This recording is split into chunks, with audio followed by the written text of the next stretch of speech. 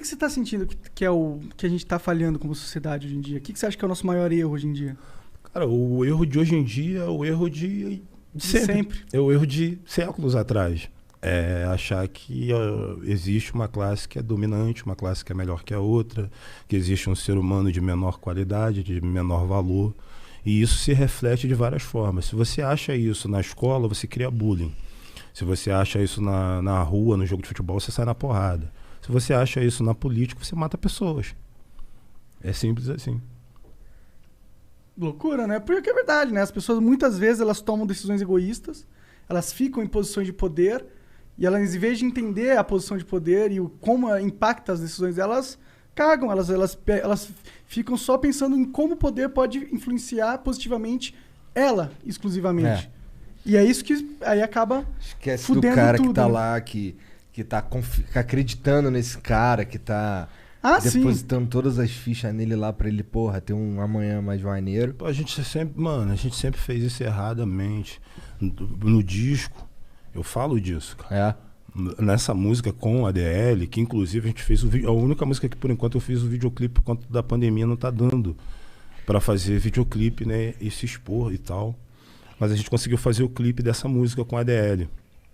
Nessa música a gente fala de indignação política, né? Mostra que cada movimento político, partidário, errado, causa muitos efeitos negativos, desastrosos e às vezes irreversíveis para quem está lá do outro lado da ponta.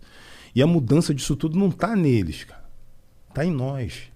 Então é o que eu chamo no disco o tempo inteiro, que eu tenho falado em algumas palestras, que eu tenho participado de forma online, incentivando as pessoas a serem a própria mudança.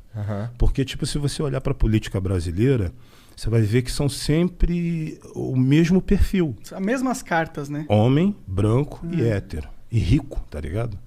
E que não vive essa realidade. E tem que ter a mesma diversidade que tem no Brasil inteiro, como país, como nação, precisa ter na representatividade política, tá ligado? Não tem mesmo. Não tem, mano. Com certeza. Porque as pessoas também aprenderam a não gostar de política, aprenderam que política é ruim e aprenderam que é o outro que vai nos representar, tá ligado? Como se a salvação estivesse na outra pessoa. Então a gente vem há anos, há séculos pedindo para que esse perfil de político entenda as nossas mazelas.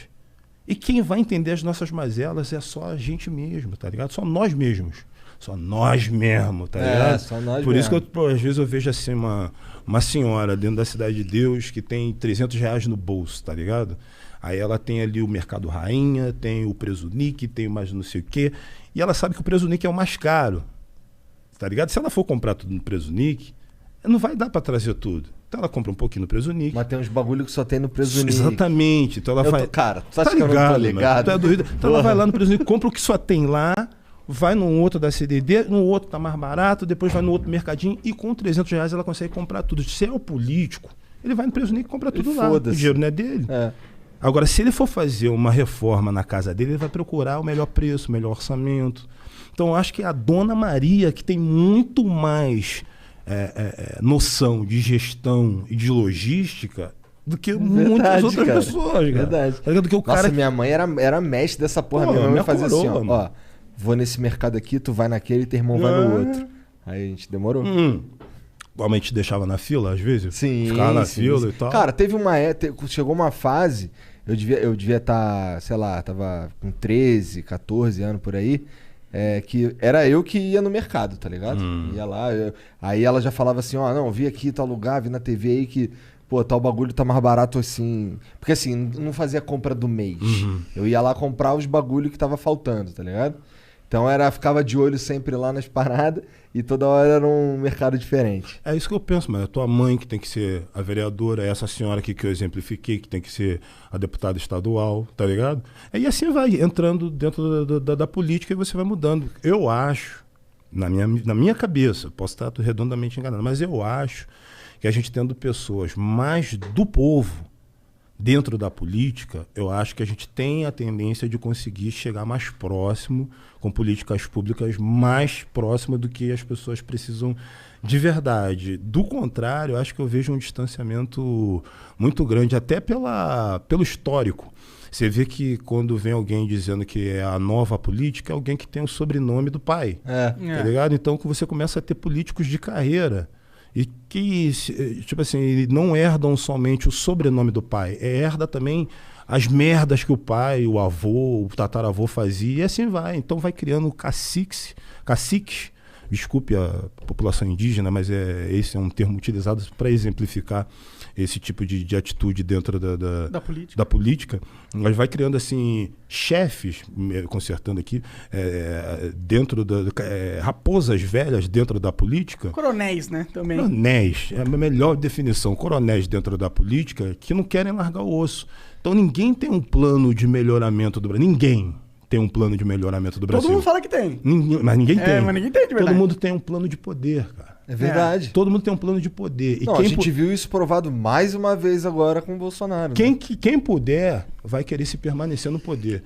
Isso em qualquer instância, desde o presidente da República até do vereador, lá embaixo. Todo mundo quer se manter no poder. O que puder fazer para prolongar, não, só tem direito a 2 mandatos. Vamos botar para 3. Pô, não pode ter reeleição, mas é a perpetuação dentro do poder. Não existe um plano de governo, um plano de melhoramento do Brasil. Não, é só ficar ali mamando. Mas é aquilo que tu falou. Se o cara herda, né, o sobrenome e herda também... Porque o que significa herdar o sobrenome? Você vai herdar todo o capital político do seu pai, mas o que é o capital político do seu pai? É um monte de treta e mutreta que ele tem com um monte de gente no poder, e essas tretas e mutretas, elas vão carregar em você. Você tem o cu preso com alguém. Não. A partir do momento que você herda todo esse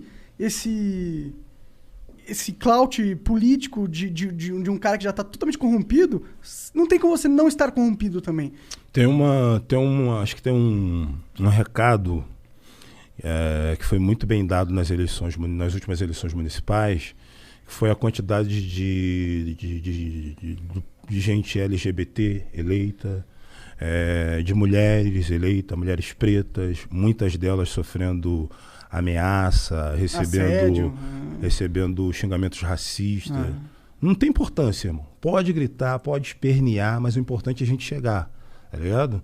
Teve muito jovem, muita gente de favela entrando. É o suficiente? Acho que não. Mas é um começo. É um começo. Acho que é um recado. Tipo... Pelo menos é uma perspectiva otimista, né? Que tá indo pra um caminho melhor, né? Um caminho melhor. Pô, o Rio de Janeiro demitiu o prefeito. Ele não perdeu a eleição, ele foi demitido o prefeito. E agora vai ser o prefeito e o governador. O governador. Né? O que não quer dizer que quem foi eleito é melhor. É só menos pior. Não existe político melhor. Para mim é tudo menos pior.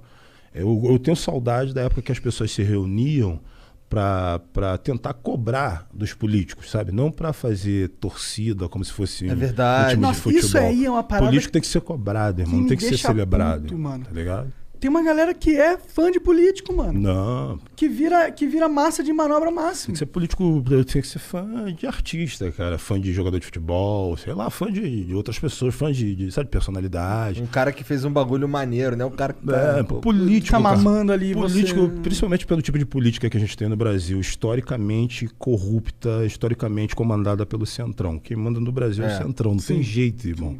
Quem quiser governar no Brasil tem que negociar com o Centrão. É a política do toma lá da cá. Por isso que o novo sempre nasce velho. Então, o histórico de política no Brasil, mano, é esse. Eu tenho na minha obra o histórico político desde quando eu comecei a me ligar nisso. Em 98, eu fiz a música A Voz do Excluído com Cidade Negra, que era no governo FHC. No início do governo Lula, eu fiz Só Deus Pode Me Julgar. Isso tudo música de indignação social, falando de corrupção política. No governo Dilma, no início do governo da Dilma, eu fiz a música Causa e Efeito. No governo Temer, no início do governo Temer, eu fiz a música Brado Retumbante. No final do governo dele, eu fiz a música Ficha Suja. No início do governo atual, eu fiz a música Insalubre, e agora fiz esse disco que ainda é nesse governo. Então, todas essas músicas que eu estou te falando para vocês aqui, são músicas que são de indignação coletiva em relação à política, e a maioria delas são atemporais, porque não serve para uma época. O Brasil ele é tão repetitivo que, infelizmente, uma música de 2002, tu bota agora, a maioria dos versos são condizentes. E dá uma sensação que a gente não está mudando, né? Não tá, só piorando.